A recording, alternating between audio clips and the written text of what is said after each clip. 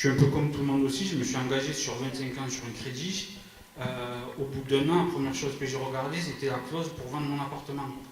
Entre mes factures de chauffage qui augmentent, les sécurités qui règnent dans le quartier, entre les vols, les cambriolages, les déchets, il y a plein de trucs, je me dis, mais est-ce qu'il y a quelqu'un qui pense à nous?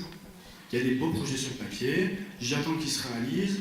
Maintenant, j'ai envie de vivre dans le présent, je fais globalement confiance à la mairie sur sa vision de l'urbanisme. Je pense que ça peut répondre à beaucoup de choses. Le point qu'évoquait monsieur tout à l'heure sur le vivre ensemble passe forcément par l'urbanisme. Mais la grande question c'est, ok, on peut lancer plein de chantiers. Maintenant, comment vous assurez qu'ils soient bien menés dans les temps et avec une gestion efficiente de l'argent public? Je suis arrivée à Ivry il y a 6 mois. Donc avec ma petite famille, 5 enfants en bas âge, le plus grand à 4 ans.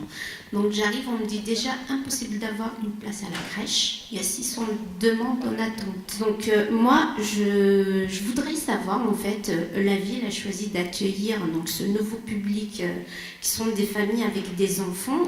Est-ce qu'il y a eu au préalable un travail de fait sur comment on va accueillir ces gens-là correctement?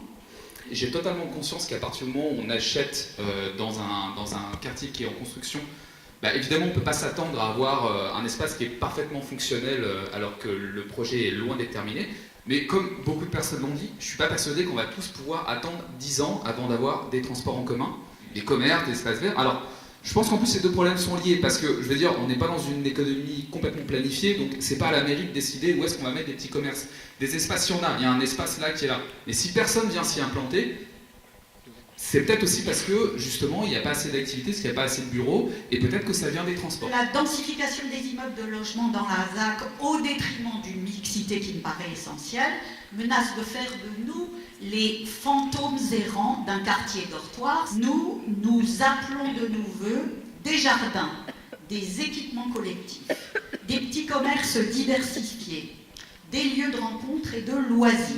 À quoi ces assises engagent-elles la municipalité vis-à-vis des Ivriens? À quoi de plus que le jour où l'équipe municipale actuelle a commencé son mandat en connaissance de terrain? Je sens qu'autour de moi, beaucoup de personnes sentent une certaine carence, un certain manque de démocratie.